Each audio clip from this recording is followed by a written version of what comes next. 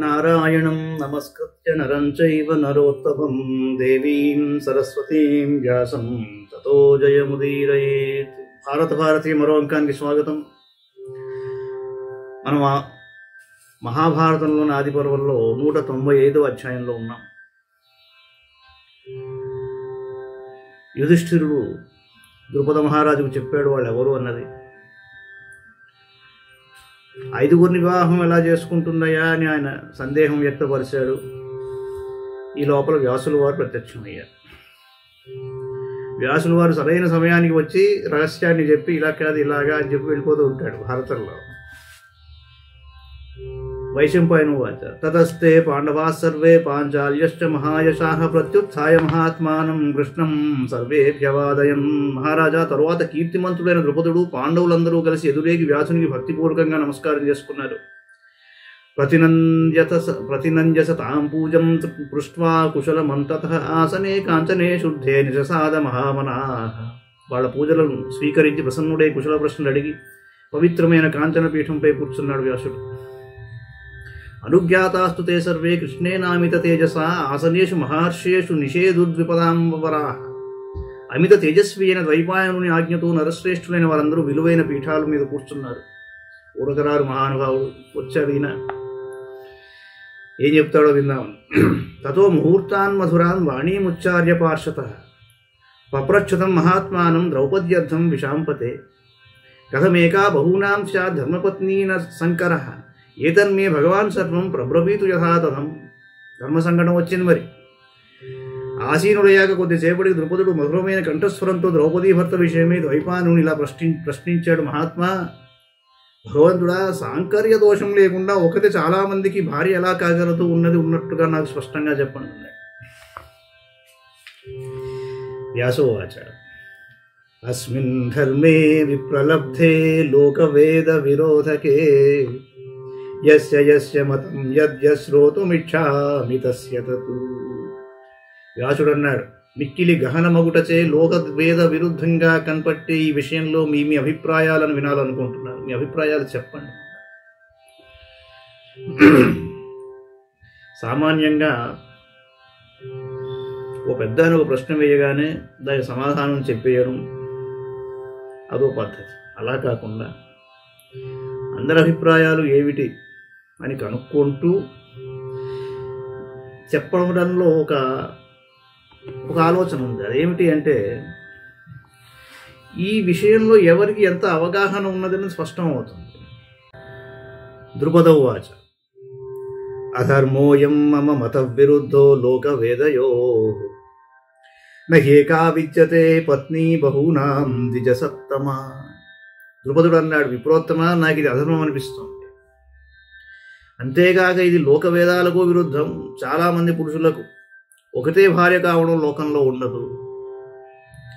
నాప్యాచరిత పూర్వై అయం ధర్మో మహాత్మభిః నాప్యధర్మో విద్వద్భి చరితవ్య కథంచన.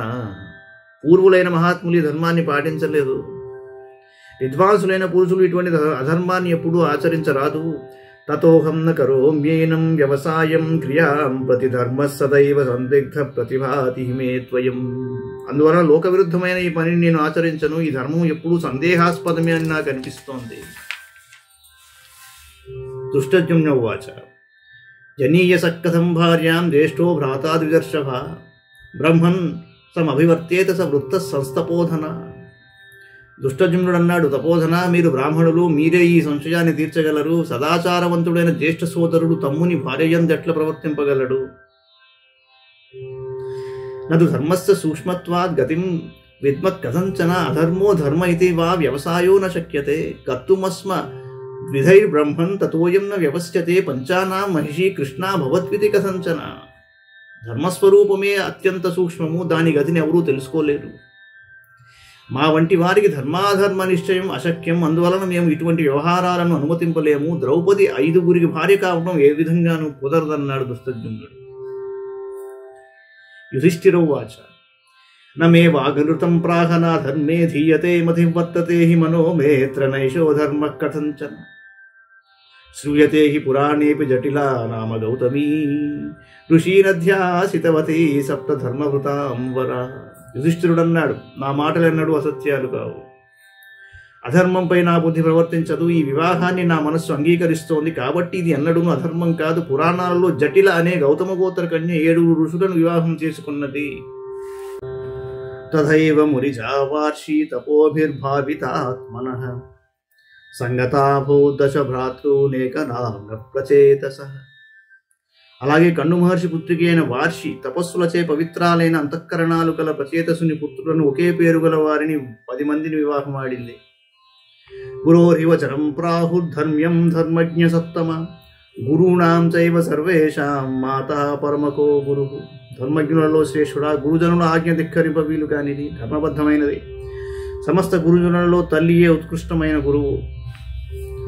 సా చావ్యుక్తవతీ వాచం భైక్షవద్భుజ్యతామితి తస్మాదేతదహం మన్యే పరం ధర్మం ద్విజోత్తమ. అట్టి మా తల్లి మీరందరూ ఈమెను భిక్షవలే అనుభవించండి అని పలికింది. కావున మా 5గురితో ఈ ద్రౌపది వివాహం ధర్మయుక్తమే అన్నాడు యుధిష్ఠిరుడు.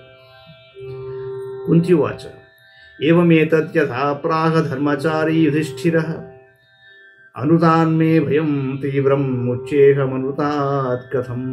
కుంతి పలికిన ధర్మాచరణ పరుడైన ధర్మజుడు పలికినది సత్యం. నేను అలాగే నిర్దేశించాను. నాకు ఆ అసత్యం వలన భయం ఏర్పడింది. నన్ను ఎట్లయినను అసత్య దోషం నుండి దూరం చేసి ఉపాయం చెప్పవయ్యా అంది వ్యాసులు వారు. వ్యాసోవాచ అనుతాన్మోక్షసే భద్రే ధర్మశ్చైష సనాతనః నతు వక్ష్యామి సర్వేషాం పాంచాల శృణు మే స్వయం. వ్యాసుడన్నాడు, కళ్యాణి, అసత్య దోషం నీకంటదు. ఇది సనాతనమైన ధర్మమే, కానీ ఇది అందరికీ చెప్పను, ఇది అందరికీ వర్తించదు అన్న మాట చెప్తున్నాడు ఆయన.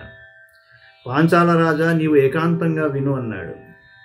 యథాయం విహితో ధర్మః యతశ్చాయం సనాతనః యథా చ ప్రాహ కౌంతేయః తథా ధర్మో న సంశయః.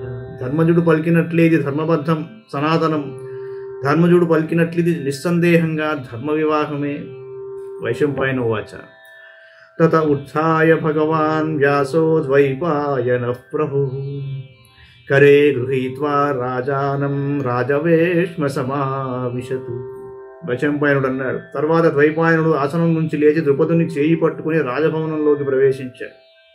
పాండవశ్చాపి కుంతీ చ దృష్టద్యుమ్నశ్చ పార్శ్వతః వివిశుర్యత్ర తత్రైవ ప్రతీక్షంతే స్మతావుభౌ.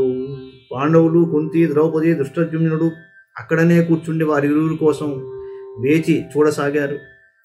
తతో ద్వైపాయనస్తస్మై నరేంద్రాయ మహాత్మనే ఆచక్షౌ తద్యథా ధర్మః బహూనామేకపత్నితా.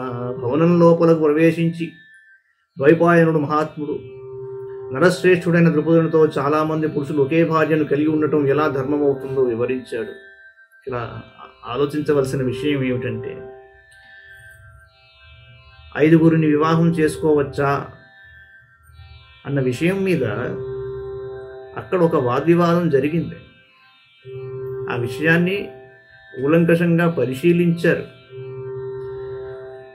గతంలో రెండు ఉదాహరణలు తీసుకుని చెప్పాడు జరిగినవి ధర్మరాజు. అయినప్పటికీ వ్యాసుల వారు ఇది అందరికీ వర్తించదని చెబుతూ మీకెందుకు వర్తిస్తుందో అన్న విషయాన్ని రహస్యంగా ద్రుపదుడికి ఏకాంతంలో చెప్పాడు. ఎందుకు అన్నది మామూలుగా సామాన్య మానవులందరూ అర్థం చేసుకోవాల్సిన విషయం ఏమిటంటే, ఈ విషయం మీద అక్కడ కథలోనే జరిగిన చర్చ ఏమిటి, దానికి పరిష్కార మార్గం ఏం చూపించారు, దానికి ఎందుకు అలాగని చెప్పారు వ్యాసుల వారు అన్నది గ్రహించి ఆ తర్వాత మీరు చర్చించుకోవాలి. కానీ మీకు తెలిసిన విషయం మీకు అనిపించిన దాన్ని బట్టి ఊరికే తూలనాడడం సరైన విషయం కాదు. అసలు గ్రంథంలోనే, ఆ కథలోనే అబ్జెక్షన్స్ రేస్ చేసిన వాళ్ళు ఉన్నారు. సాక్షాత్తు ద్రుపదుడే అన్నాడు, దుష్టజుమ్నుడే అన్నాడు. దానికి ఏమిటి, ఎందుకు అది అన్న సంగతి వ్యాసుడు క్లియర్గా అక్కడ చెప్పడం జరిగింది. దానిని చదివి అర్థం చేసుకుని ఎవరైనా మాట్లాడితే దాంట్లో అర్థం ఉంది. అది తెలుసుకోకుండానే, అందులోకి ప్రవేశించకుండానే చాలామంది మాట్లాడుతూ ఉంటారు. అది సరైన పద్ధతి కాదు అని చెప్తున్నాను. అంతమట్టుకే నా మనవి. అయితే ఆ రహస్యం ఏమిటి, ఏ విధంగా వ్యాసుడు ఈ సమస్యని పరిష్కరించాడు అన్నది 196వ అధ్యాయంలో చూద్దాం. ఇది శ్రీ మహాభారతే ఆదిపర్వణి వైవాహిక పర్వణి వ్యాసవాక్యే 95-శతమోధ్యాయః. మంగళం భగవాన్ విష్ణుః మంగళం గరుడధ్వజః మంగళం పుండరీకాక్షో మంగళాయతనో హరి. సర్వం శ్రీకృష్ణార్పణమస్తు.